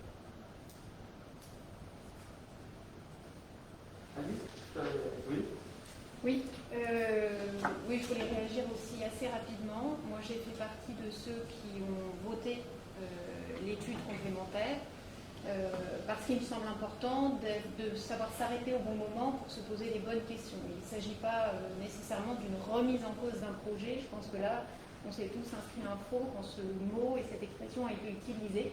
Et donc, je maintiens qu'il n'y a jamais eu de remise en cause. En revanche, je maintiens aussi qu'il est toujours important à un moment donné de se poser les bonnes questions avant qu'il ne soit trop tard. Donc j'ai voté cette étude, je ne le regrette pas et je trouve ça très intéressant. J'ai pour ma part noté plusieurs éléments. C'est vrai que je ne suis absolument pas certaine qu'on ait un jour besoin d'une 6e classe et je ne sais pas si c'est un élément déterminant, mais pour autant c'est quand même un point à noter. En revanche, ce qui me semble assez ennuyeux et bloquant, et en tout cas devant être clairement pris en considération, c'est effectivement le risque de ne pas pouvoir mettre en œuvre ces travaux. Je pense que c'est un élément essentiel. On ne peut pas s'engager dans un projet si on sait qu'on risque d'être bloqué pour le faire, à faire face à des contentieux sans fin pour rien que mettre la première pierre. Je pense que c'est un élément essentiel dont on ne peut pas se départir. Il n'y a peut-être pas d'urgence, mais on sait tous quand même aujourd'hui qu'on a besoin de cette école maternelle, donc ça me semble un élément important. Et puis sur les espaces, la salle de motricité, moi ma compréhension, alors je peux me tromper, mais ma compréhension des choses est qu'aujourd'hui le gymnase est très occupé par les élèves, mais aussi par des cours de musicalité, enfin de musique avec les élèves. Et donc c'est vrai que pour moi la salle de motricité et les espaces extérieurs, la cour, sont quelque chose qui serait fortement dégradé quand on regarde sur les schémas. C'est vrai qu'on a reposé des questions, il y avait un hall qui était grand, on nous annonce des mètres carrés, c'est vrai que j'avais du mal à les trouver finalement en réalité. Donc c'est vrai que moi je suis contente qu'on ait fait cette étude. Encore une fois pour moi, et vous le savez tous je crois, c'est important de sauver ce bâtiment presbytère. Ce bâtiment, il est enclavé et pour moi, c'est très difficile de pouvoir le valoriser. On ne peut pas forcément y faire venir des tiers compte tenu de sa situation. On peut, pour moi, très difficilement y faire des logements. Donc, j'étais effectivement, je mettais beaucoup de poids sur le fait d'avoir un projet pour l'école maternelle dans le presbytère parce que ça me semblait être le seul moyen de sauver ce bâtiment dans un projet cohérent compte tenu aussi de sa situation. Pour ma part, j'ai l'impression que les études et les éléments qu'on nous a donnés laissent à penser que c'est quand même un projet trop compliqué et qui par rapport au budget qu'on va mettre dedans ne sera pas satisfaisant, il sera source de beaucoup de frustration. Et donc voilà, mais je tiens à dire que à la fois sur le plan financier, je pense que les budgets s'équivalaient parce qu'on aurait valorisé le terrain Gautière, qu'on ne va pas pouvoir valoriser de la même manière le terrain de l'école du presbytère, d'autant plus qu'on va devoir déposer, d'autant plus si on veut sauver ce bâtiment. Et moi, je voudrais vraiment qu'on mette une attention à sauver ce bâtiment et à le sauver, je pense, avec un projet en relation avec la petite enfance, que ce soit centre de loisirs, accueil de très très jeunes enfants, accueil de structures, peut-être pas une crèche, peut-être des projets d'assistante maternelle et de choses comme ça. Mais en tout état de cause, pour moi, c'est un élément important qu'on arrive à sauver ce bâtiment. Voilà, même si aujourd'hui, les derniers éléments qu'on a eus me font quand même penser que c'est extrêmement compliqué d'avoir un projet satisfaisant d'école maternelle dans ce bâtiment. Voilà, je voulais le dire. Mais je pense réellement que c'était une bonne chose de se poser la question, de prendre le temps d'étudier pour savoir où est-ce qu'on est. De toute façon, effectivement, la presbytère, on sait qu'aujourd'hui, on va tout faire pour le sauver. Il y a des subventions de la région qui peuvent être versées, puisque la région, sur leur financement qui s'appelle rénover plutôt que construire, vous avez marqué, finance 70% des études et 50% des travaux. C'est vrai que les premiers devis qui avaient été faits par Lionel il y a 2-3 ans, même 2 ans, de rénovation, il y avait pour moins de 500 000 € pour refaire les 3 niveaux de ce bâtiment en bureau, il y avait mis bureau et appartement, je crois. Donc, ce qui veut dire quelque part, c'est qu'on aurait au maximum 250 000 à mettre pour refaire ce bâtiment. Si on est subventionné à 50%, ça peut être effectivement une solution. Alors, maintenant, effectivement, la commission patrimoine doit travailler avec une commission pour savoir ce qui doit être fait de ce bâtiment et ce qu'on pourrait y faire. Absolument. Moi, je me permets d'avancer aussi dans ce que j'ai travaillé sur le sujet, parce que j'ai pas mal travaillé, je me suis beaucoup investie sur ce bâtiment.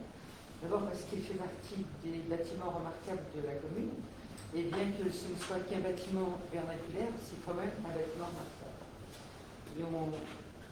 Je crois qu'aujourd'hui, malgré les études que nous avons d'ingénierie, on n'est quand même pas encore arrivé à la fin des études, parce que, comme l'a très bien dit Alice, ça fait 5 ans ou 4 ans qu'une partie de l'équipe travaille sur la maison Gautière transformée en école, et ça fait quelques mois qu'Ingénierie travaille sur cette potentialité sur le presbytère. Et après examen et comparatif, j'ai personnellement repris contact avec Ingénierie, ce que j'avais fait préalablement, et en l'espace d'une semaine, elle a réétudié pour nous, d'ICOS Urgence, la potentialité d'une classe de motricité correctement située avec une arrivée dans la salle de motricité à l'intérieur et une classe complémentaire. Je ne pense pas raisonnablement, malgré leur qualité ingénierie, qu'on puisse étudier un projet d'une telle importance en une semaine. Je pense réellement qu'il nous faut encore prendre un peu de temps pour cela, puisque il n'y a pas péril en la demeure. Donc, se donner quelques mois de plus pour travailler sérieusement, à nouveau avec Ingénierie, mais peut-être également avec un autre bureau d'études, puisque ce n'est pas un problème de subvention, c'est uniquement un problème d'études techniques et pédagogiques. c'est un problème de surface du terrain. Oui, elle a Forme mais- de surface du terrain. Alors, il y a des bâtiments, pour le moment, on ne sait pas ce qu'on va faire du presbytère si on fait l'école à la maison Gautier. Oui, mais le Mais problème. inversement, pardon, je finis juste ma phrase, mais inversement, si on fait l'école au presbytère, quid de la maison Gautier? Et quid également de l'école maternelle actuelle? Est-ce qu'on a positionné un cabinet d'études sur, je vais dire, les chaises musicales possibles? Quand je dis ça, je pense que tout le monde comprend ce que ça veut dire. Parce que, qu'est-ce qui dérange dans le gymnase? C'est qu'il y a aussi des gens de l'extérieur, quand je dis des gens de l'extérieur, pardon, des gens du village, mais des adultes qui viennent faire de la gym, qui viennent faire de la musique, Pas sur le temps scolaire. pas sur le temps scolaire. Non, je suis d'accord. Mais effectivement, je suis d'accord qu'il vaut mieux avoir un bâtiment dédié, complètement. Mais ce bâtiment qui pourrait être dédié aux enfants, entièrement, la partie qui n'est pas pour les enfants, on peut la mettre dans un autre bâtiment. Et pourquoi pas à la maison Gautier. Je n'ai pas étudié le sujet et je ne suis pas fondamentalement opposée sur la potentialité Gautier. Mais j'ai quand même le sentiment qu'on n'est pas encore allé jusqu'au bout de l'étude comparative presbytère. Nonobstant le contentieux qui existe et là dont on n'est pas non plus allé jusqu'au bout. Oui, Johan? Alors, je suis récemment élu, donc je ne connais pas forcément tous les rouages, mais j'ai quand même un petit problème de forme dans ce débat. C'est-à-dire qu'on a repris la nouvelle mandature, du coup, des décisions prises par l'ancienne mandature. On s'est posé des questions, ce qui peut être légitime quand on arrive en poste. Par contre, il y a deux choses. Soit on se pose des questions pour éviter une catastrophe, et à ce moment-là, du coup, on creuse parce qu'on a vraiment vu un danger. Là, on n'est pas en train de se dire on va une plantade complexe, on est juste en train d'essayer de faire quel est le mieux. Moi, j'ai juste peur d'un truc, c'est que si on fonctionne comme ça sur tous nos projets, on n'en fera jamais, en fait. Parce que si on remet en question tout en permanence, c'est un peu compliqué. Ça a été très intéressant, et je vous remercie d'ailleurs d'avoir donné un petit signal derrière, de dire tiens, et si on faisait ça ou ça, parce que c'est très intéressant de pouvoir comparer, de pouvoir étudier, et puis surtout, ça permet d'acter qu'on va sauver le presbytère, ce qui n'était pas le cas forcément avant. Donc ça, je trouve ça très très positif. Par contre, si on se dit qu'il faut des infos complémentaires, pourquoi pas, mais arrêtons de se dire juste on a le temps. Parce qu'à force de dire on a le temps, à la fin du mois, on va se dire ah, vous vous souvenez, on aurait pu faire l'école. Et ça, franchement, je ne serais pas fier de l'avoir porté. Donc du coup, pourquoi pas, si jamais il y a besoin d'un peu plus de temps pour creuser un point, mais au bout d'un moment, il ne faut pas non plus qu'on remette tout toujours en cause. Il faut qu'on prenne nos décisions, qu'on prenne nos responsabilités et qu'on avance. Et on n'est pas en train de dire il y a un projet qui annonce une catastrophe parce qu'il va y avoir un glissement de terrain. Enfin, c'est-à-dire on a un bon projet, est-ce que l'autre il va être encore un peu plus bon? Mais à force d'hésiter, on ne fera pas avancer la commune. En complément, il faut peut-être avoir aussi en tête qu'il n'y a pas que la salle de motricité qui pose un petit souci dans ce qu'on est en train de voir. On a aussi le fait qu'on empiète sur la classe supplémentaire de l'école actuelle, qu'on empiète sur le préau, qu'on empiète sur la cour. Donc il y a une somme de... Et j'en oublie sûrement parce que je ne connais pas le dossier par cœur, mais il y a comme ça toute une somme de petites régressions qui font que de toute façon, effectivement, comme tu dis, Johan, il y aurait eu un super gap, il y aurait eu vraiment un truc à sauver, ça aurait peut-être pu être intéressant. Et moi aussi, j'ai voté pour l'étude sans remettre en cause du tout le projet. Patricia, effectivement, tu l'as pris comme ça, mais ce n'est pas ça notre intention. C'était l'idée de conforter une décision ou d'éventuellement se rendre compte qu'il y avait peut-être quelque chose qu'on avait raté avant. Et les résultats, moi, effectivement, avec les compléments qu'on a eu vendredi, me confortent dans l'idée que ce n'est pas la bonne solution. On ne va pas rentrer au chausse-pied cette école. Si c'est pour faire aussi proche de ce qu'on avait avant, autant ne rien faire du tout. À un moment donné, toi, là, on veut quelque chose de mieux, on veut quelque chose qui soit plus fonctionnel, qui réponde aux besoins. On a une expression de besoin qui a été utilisée par la mandature précédente, effectivement, qui a permis de voter l'achat du terrain, voter un emprunt pour faire cette école. C'était quand même notre objectif, on l'a mis dans notre programme. Et effectivement, là, pour moi, il n'y a pas de justification à ne pas faire ce projet sur le Gautier avec les éléments dont on dispose maintenant. Il est vrai que ça, je comprends que c'est rentrer dans le conseil, je vais rechercher le maître. Le premier projet, en 2007, on en parlait déjà. En 2007, c'était ma première mandature. Et j'ai même écrit un papier parce qu'il n'y avait pas de terrain bloquaire, pour une construction d'une école maternelle. Alors, à l'époque, il parlait sans presbytère, avec presbytère. Voilà. Donc, il en allait chercher tous les moyens de construire une école maternelle derrière l'école élémentaire. C'est la suite de ça qu'il y a eu des études derrière, alors sans le presbytère, ce qui donnait encore plus de place. Puisqu'à l'emplacement du presbytère, il y avait 2 places. Donc, c'est avéré que les montants étaient astronomiques. Parce qu'il faut parler quand même des accès pour les constructions, de la gêne. Imaginez 1 an, 2 ans de chantier derrière l'école primaire. Pour moi, enfin, c'est terrible. Mais pour moi, je suis convaincu que derrière, en plus avec les dernières informations de Madame Nouvelle, que c'est pas la bonne solution de faire ça avec le presbytère. Et affectons le presbytère à quelque chose. Et après, par contre, je suis d'accord avec toi, il faut surtout en faire quelque chose. Là, je suis entièrement d'accord avec toi. Non, mais je pense qu'on est plus convaincus. Non, bien sûr. Avec l'étude qui a été faite par l'équipe patrimoine, fait un super boulot sur tous nos bâtiments et on est convaincus de ça. Nathalie? Je veux bien prendre la parole, c'est un sujet qui me tient à cœur parce que je suis évidemment, j'étais tout à fait favorable à ce qui est construit cette école maternelle et d'ailleurs j'étais dans l'équipe de Patricien qui occupe l'école maternelle et donc j'ai été considérée un peu comme une traître puisque j'ai fait partie des élus qui demandaient un complément d'information sur la possibilité ou non de le faire sur la partie presbytère. Donc, je voudrais d'abord dire que je suis toujours favorable à ce que je et que c'est pas là le sujet. Le sujet, c'est pour moi, au fond de moi, depuis et habitant juste à côté de l'école, voilà, ça me semble évidemment logique que cette école soit rassemblée sur un même site.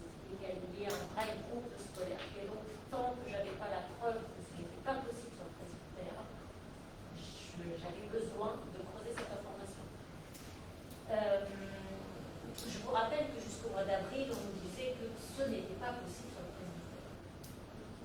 Alors, ce n'est pas le même projet, bien sûr, mais il n'empêche que c'est quand même possible sur le presbytère. Alors, avec sous réserve de machin, des contraintes qui sont certaines inacceptables, ce que j'entends, c'est vrai qu'une salle de motricité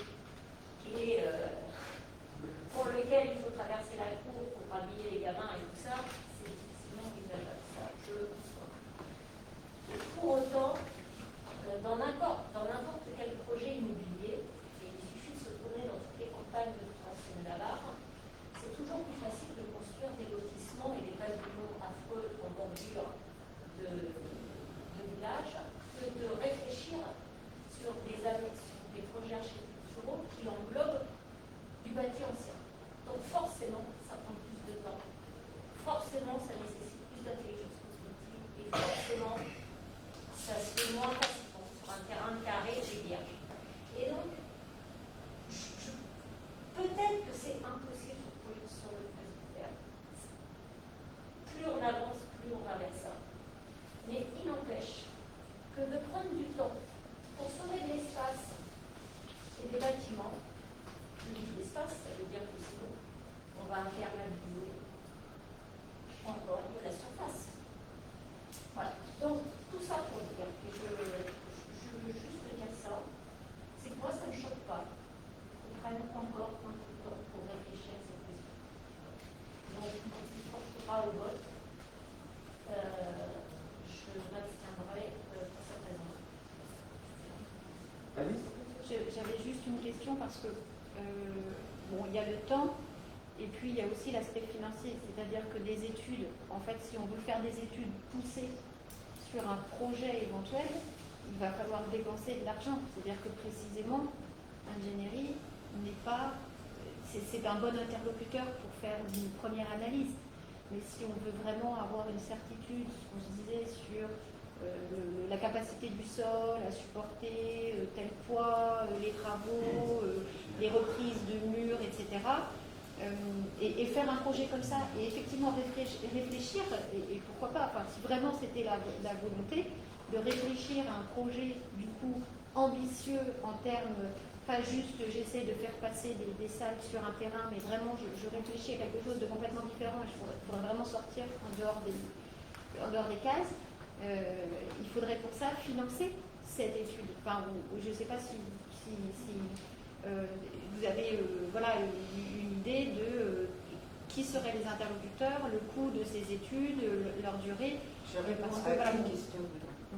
Je réponds à une question dedans, entre autres sur la capacité des sols à recevoir une école. J'en ai reparlé avec Madame Louvet d'Ingénierie la semaine dernière, donc, et elle m'a dit qu'il y a un poste dedans. Et c'est vrai, chacun d'entre nous peut le voir, il y a un poste dedans, financier, je ne sais plus le montant, si c'est 60 ou 80 000, je vais dire une bêtise, donc je vais éviter de la dire, qui prévoit cette étude de sol.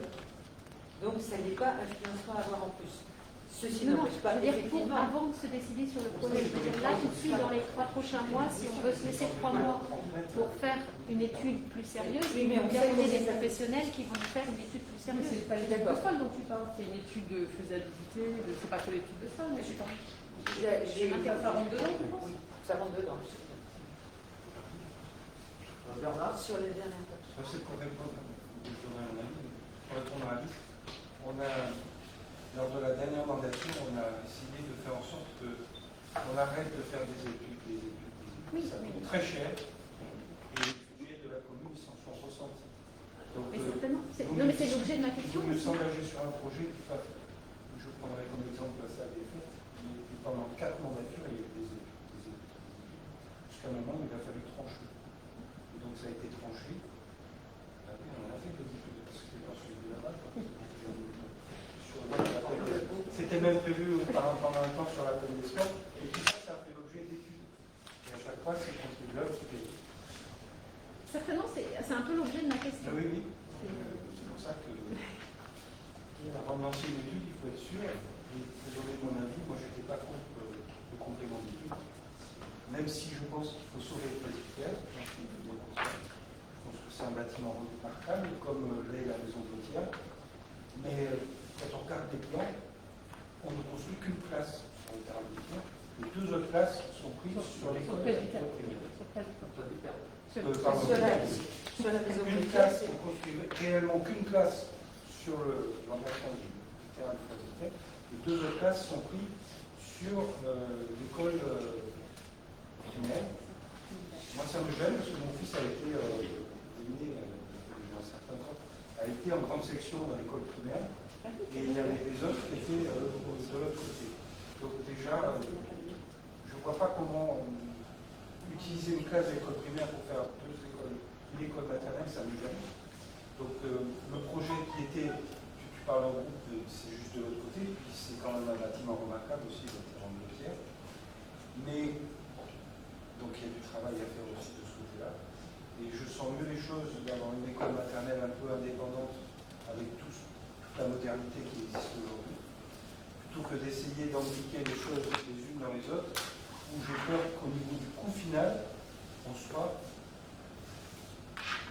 soit pas dans les coûts, parce que quand on part dans la rénovation sur un terrain, quand on voit l'argent qu'il va falloir investir pour consolider la butte neuve, demain, il faudra faire peut-être la même chose sur le terrain du propriétaire. Il est quand même dans le moment. Comment? Si, c'est ça. Donc pour moi,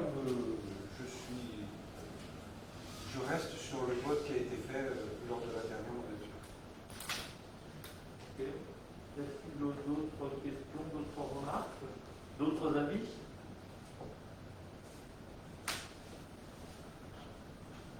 Ok. Bon, je vais mettre au vote, pardon. L'article est pour et confirmer la construction de l'école maternelle aux 4 rues de Trappes sur le terrain Bloquière.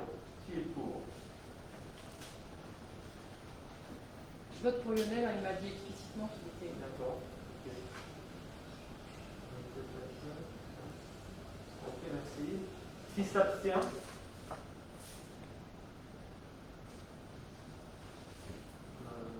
Christiane, Étienne, Nathalie. Normalement, il n'y a pas de compte. Qui est contre? merci. Maintenant, nous allons passer au compte rendu des décisions du maire. Alors, conformément aux dispositions de l'article L. 21.22 du Code général des collectivités territoriales, le conseil municipal m'a délégué par une délibération du 25 mai 2020 certaines de ses compétences. Pas la durée de son retard. Donc, ainsi, pour la période du 25 mai 2021 au 5 juillet 2021, je vous informe que les décisions suivantes ont été prises dans l'exercice de mes compétences déléguées. Décision de demande de subvention pour une opération de fouille archéologique. Une opération de fouille archéologique doit avoir lieu sur le terrain situé au 4 rue de Trappes, conformément à l'arrêté numéro 2019-625 du 7 octobre 2019. Portant prescription d'une fouille archéologique préventive préalablement à la réalisation du projet de la construction de l'école maternelle. J'ai donc sollicité auprès du préfet de région une aide financière de 132 552,35 € hors taxe, soit 159 062,85 € TTC, représentant 50% du coût prévisionnel des fouilles, fixé à 235 104,70 € hors taxe, soit 78 125,70 € TTC. Autre décision 2021-16 de demande de subvention DETR 2021. J'ai décidé qu'il y avait lieu de présenter un dossier de subvention dans le cadre de la programmation DETR 2021 pour assurer le financement de la réalisation de l'école maternelle. Projet qui rentre dans la catégorie prioritaire 4, soutien aux France et services et revitalisation des villes petites et moyennes. Des projets éligibles à la DETR 2021. J'ai ainsi sollicité une aide d'un montant de 117 000 € hors taxe au titre de la DETR 2021 pour la construction de l'école maternelle. Ces jours-ci, j'ai eu la confirmation du secrétaire général de la préfecture qu'ils allaient nous la verser sur 2022. Voilà. Décision 2021-26 de non-exercice de droit de préemption urbain du bien situé aux 8 chemins des Bouleaux. Décision 2021-27 de non-exercice du droit de préemption urbain d'un bien situé aux 6 chemins du Gavois. Décision 2021-28 de non-exercice du droit de préemption urbain d'un bien situé aux 5 rue Traversière. Décision 2021-29 de non-exercice du droit de préemption urbain du bien situé 8 place Saint-Christophe. Décision 2021-30 de non-exercice du droit de préemption urbain situé Parc de la Jeunesse. Je vous remercie. Nous allons passer aux questions diverses des conseillers. Si vous avez des questions, des remarques, vous parlez d'un sujet. Non? Je vous remercie. Le conseil municipal ce soir est clos. Maintenant, nous allons pouvoir donner la parole au public.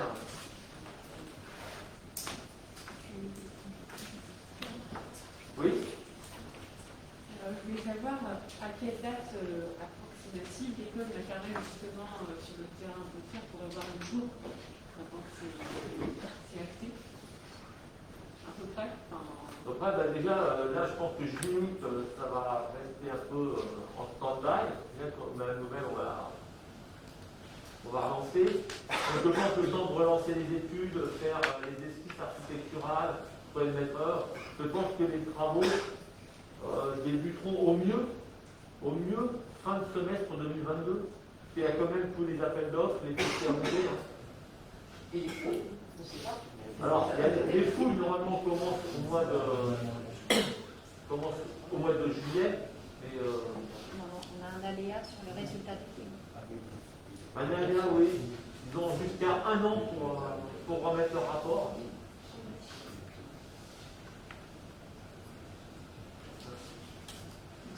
Alors, c'est une ouverture pas avant 2024. Hein.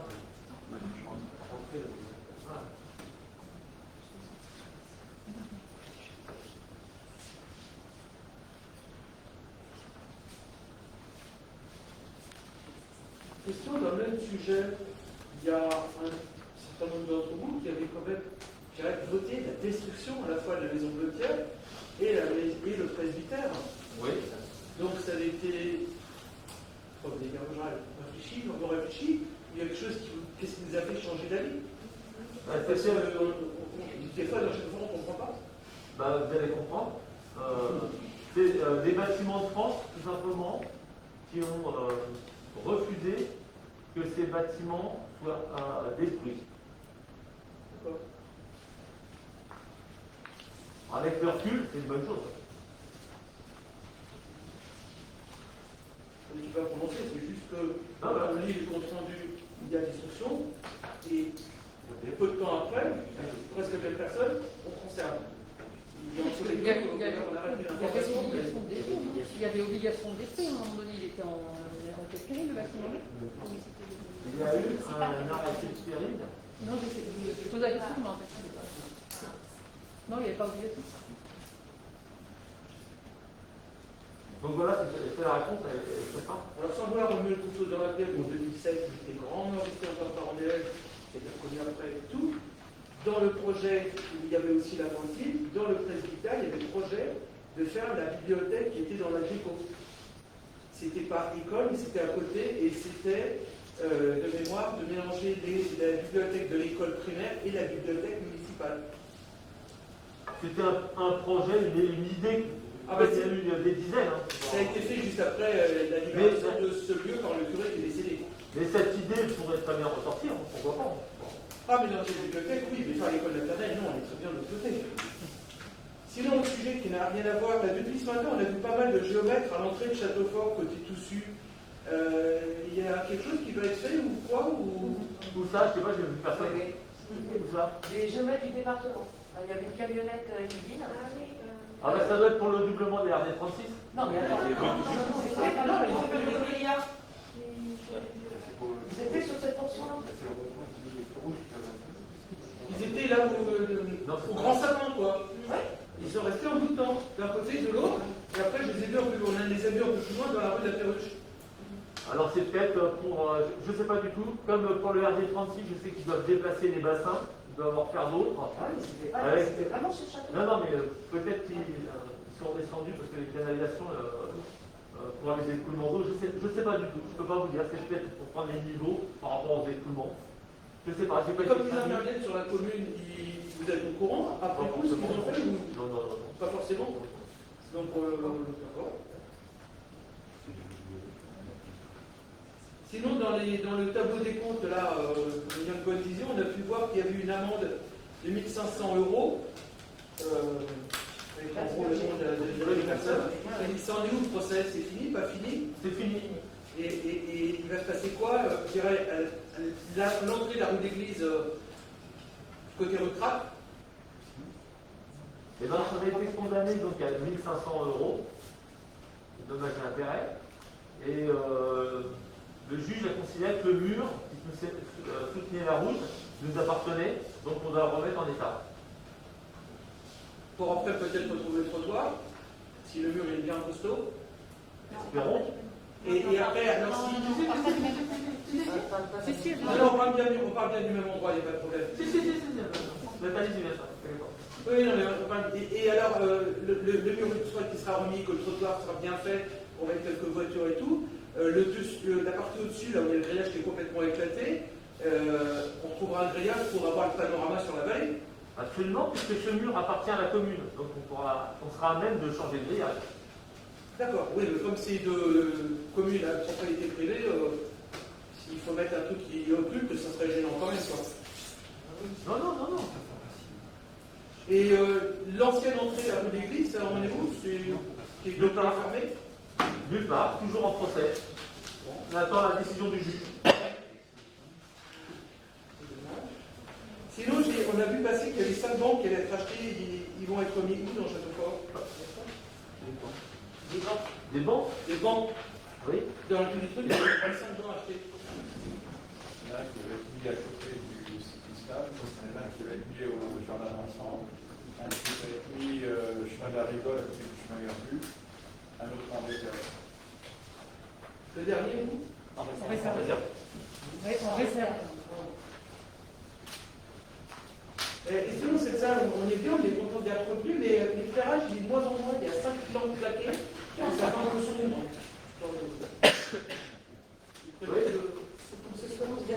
Voilà.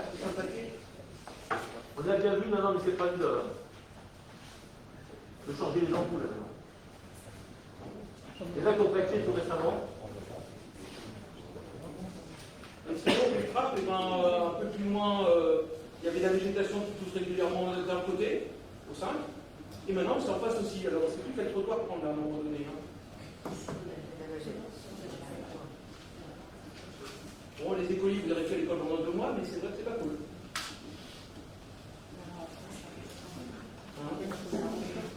Alors c'est bien la végétation, mais il y en a pas qui sont sur le trottoir, t'as les Français qui apprennent des figures. C'est pas cool. Et là, il y a les deux trottoirs.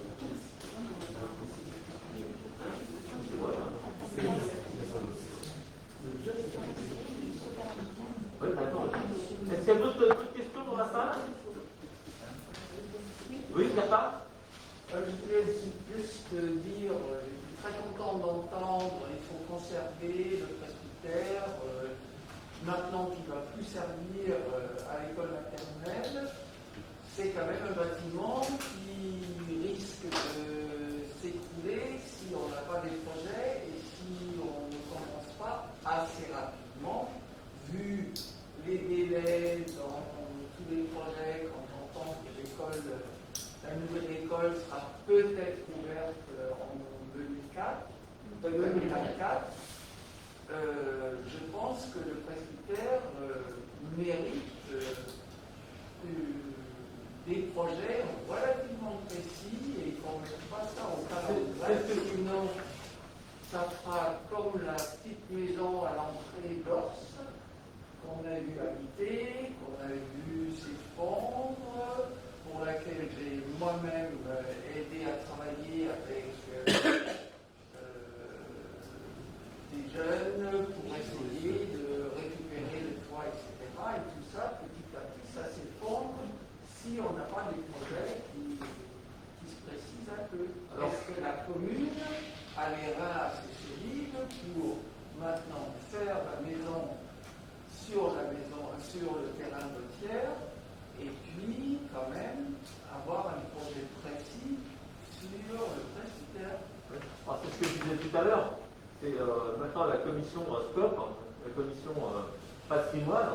Je pense que rapidement, ils vont se mettre sur le sujet pour ouvrir la discussion sur ce qu'il faudrait faire de ce presbytère ou même de la maison à l'entrée du domaine d'Ors, ce qu'on appelle la maison des Sœurs, avec les subventions qu'on peut avoir, parce que je disais tout à l'heure, rénover plutôt que construire, la région finance 50% des dépenses quand même, jusqu'à 500 000 €. C'est pas inintéressant. Et effectivement, faut pas compter. Effectivement, je pense qu'on peut faire confiance à Christiane et à Lionel pour travailler sur ce sujet rapidement. Je vais répondre en partie, si je peux, en bien sûr, minutes de plus. SCOP donc travaille sur ces deux sujets depuis déjà longtemps. Depuis longtemps, cela dit, ça fait un peu plus d'1 an que nous sommes en place, donc ça ne fait pas plus d'1 an qu'on y travaille. Sur la maison dite des Sœurs, on a un projet de la transformer en maison qui pourrait s'appeler la maison de la réserve, qui serait occupée à la fois par le PNR et par la commune. Et pour cela, un dossier a été monté en décembre dernier de demande de subvention à Stéphane Bern. Lionel a rencontré, je crois que Patrice y était aussi, a rencontré Jean-Noël Barrault, qui est tout à fait partant pour qu'on fasse ce genre de choses et qui adhère vraiment à ce type de projet et à ce projet-là, qui connaît bien Stéphane Bern, et il a laissé à penser qu'il allait nous aider à pousser le sujet dans ce sens.